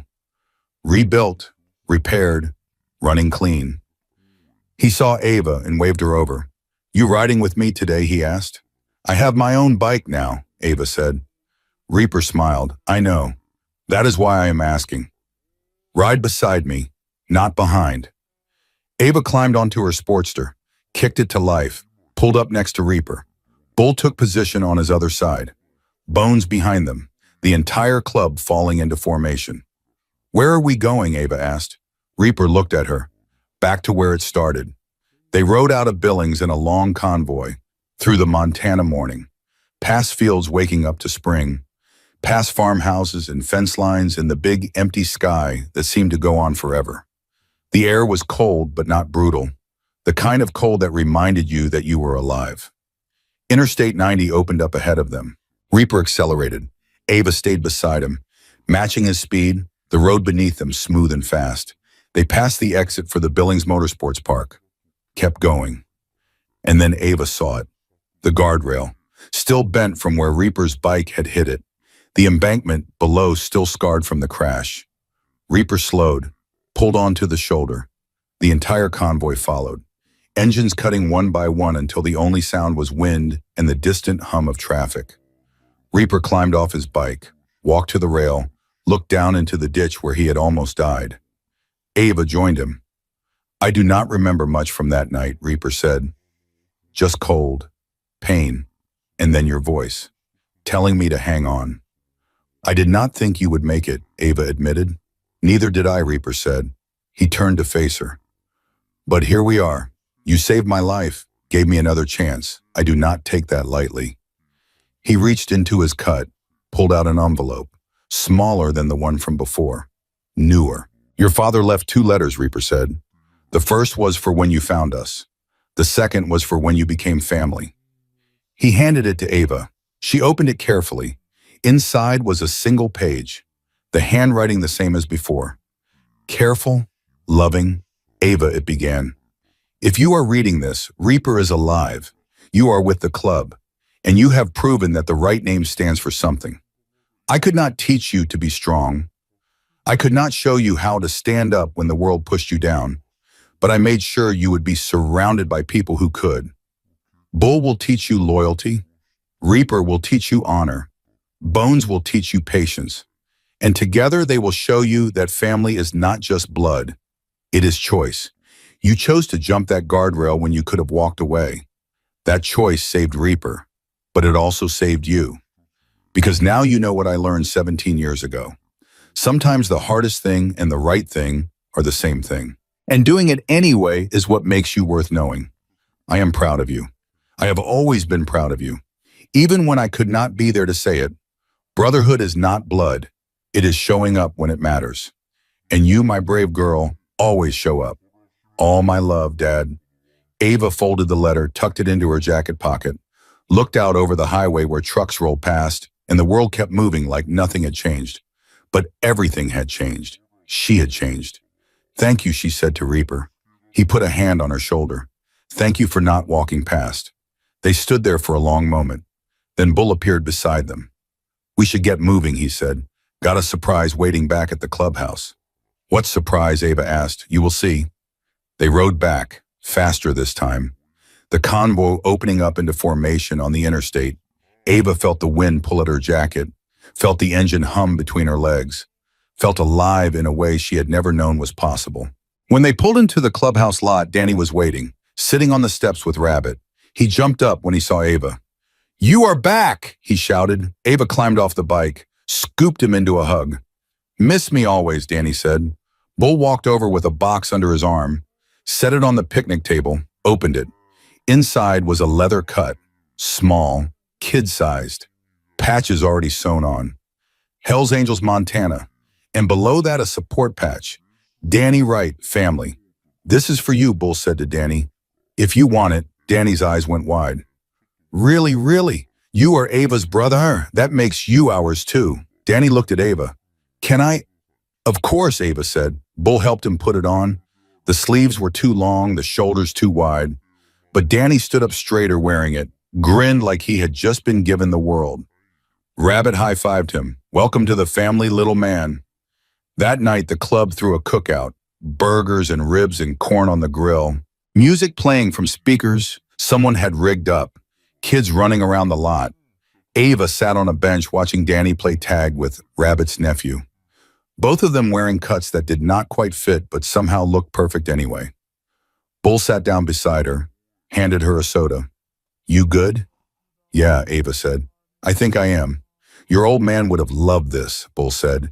"Seeing you here, seeing Danny safe, watching you become the person we always knew you could be." Ava took a sip, watched the sun start to drop toward the horizon.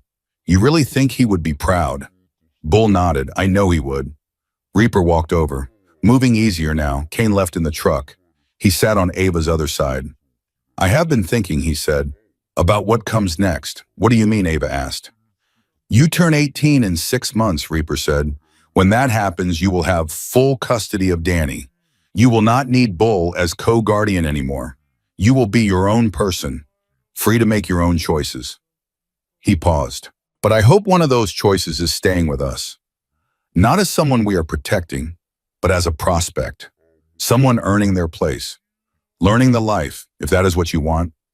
Ava looked at him, then at Bull, then at the yard full of people who had shown up when she had no one, who had fought for her when she could not fight for herself, who had given her a brother back in a future she never thought she deserved. "Is that what I want?" she asked. "Only you can answer that," Reaper said. Ava thought about it, thought about the ditch and the snow and the choice she made to jump instead of walk away. Thought about her father's letters, his voice on that tape, the way he had given up everything to do the right thing. Brotherhood is not blood, it is choice. "I want to stay," Ava said. "I want to earn my place. I want to be part of this." Bull smiled. "Then we will teach you." The sun set slow, orange and red bleeding across the Montana sky. Danny came running over, grabbed Ava's hand. "Can we go home soon?" he asked. "I have homework." "Yeah," Ava said. "We can go home." They said goodnight to everyone, rode the 2 blocks back to the apartment above the garage. Danny talked the whole way, about his day, about the kids at school, about how Rabbit said he could help work on a bike this weekend if it was okay with Ava. Ava listened, smiled, unlocked the door and watched Danny run inside, drop his backpack, turn on the television. She stood in the doorway for a moment, looking at this small space they had turned into something real, something safe, something that felt like the first home she had ever known. Her phone buzzed, a text from Bull. "Sleep well, kid? Tomorrow we start teaching you to really ride." Ava smiled, typed back, looking forward to it. She closed the door, locked it, walked into the kitchen where Danny was already pulling out his math homework. She sat across from him, helped him with fractions, made grilled cheese sandwiches for dinner, read him a chapter from the book they were working through, tucked him into bed. Before she turned out the light, Danny looked up at her. "Ava, yeah, are we going to be okay now? Like really okay?" Ava thought about the question, about everything they had survived to get here, about the people who had shown up when it mattered, about the father she never knew who had loved her enough to disappear, about the family she had found in the snow. "Yeah," she said, "we are going to be really okay." Danny smiled, closed his eyes, was asleep in minutes. Ava walked back into the living room, pulled out her father's letters, read them both again, slowly, carefully, memorizing every word. Then she folded them up, put them in a box with the photograph of Danny and the ripped bus ticket and all the small pieces of the life she used to have. She did not need them anymore, not the way she used to, but she kept them anyway. Reminders of where she had been, proof that she had survived. She walked to the window, looked out over the garage, the clubhouse down the street, the bikes lined up in neat rows, the lights burning in windows where brothers gathered, where family lived. Ava Wright was 17 years old, a high school dropout working toward her GED, a mechanic's apprentice with grease under her nails, a sister raising her brother in a small apartment above a garage, a girl who had jumped into a snowstorm to save a stranger and found a family in the process. She was not perfect. She was not fixed. She still woke up some nights afraid that it would all disappear, that someone would decide she did not deserve it and take it away. But she was here. She was fighting. She was showing up. And in the end, that was all her father had ever asked her to do. Ava turned off the lights, climbed into bed, closed her eyes. Tomorrow, Bull would teach her to ride faster. Bones would show her how to rebuild a transmission. Danny would come home from school with more homework and more stories. Catherine would stop by to check in. Jordan would call with updates on Garrett's trial. Reaper would ask her to run an errand or help with a task or just sit and talk about nothing important. Tomorrow, life would keep moving, the way it always did. One day after another, one choice after another, one moment of showing up when it would be easier to walk away. But tonight, Ava Wright slept in a bed that was hers, in a home that was safe, with a brother down the hall who knew she would always come back for him, and 750 motorcycles parked throughout Billings, ready to ride if she ever needed them. Because some debts are not paid with money or blood or promises made in the dark. They are paid by showing up when everyone else walks past, by jumping into ditches when the smart thing is to keep walking, by standing in courtrooms and telling the truth when lies would be easier, by choosing family over fear, brotherhood over isolation, honor over survival. Ava had learned all of that on a frozen highway on a night when the world tried to kill her and she refused to die. She had learned it from a father she never knew who loved her enough to disappear, and from 750 men who showed up in the snow and said, "You are not alone anymore." That lesson was worth more than anything the system had ever offered, more than any promise the world had ever made. And as Ava drifted off to sleep in the small apartment above the garage, with her brother breathing softly in the next room, and the rumble of distant motorcycles like a heartbeat in the night, she understood something her father had known 17 years ago. Some fights are worth losing everything, some truths are worth the pain, and some families are not the ones you are born into. They are the ones you find when you are freezing in the snow and someone hears you calling for help and decides to jump.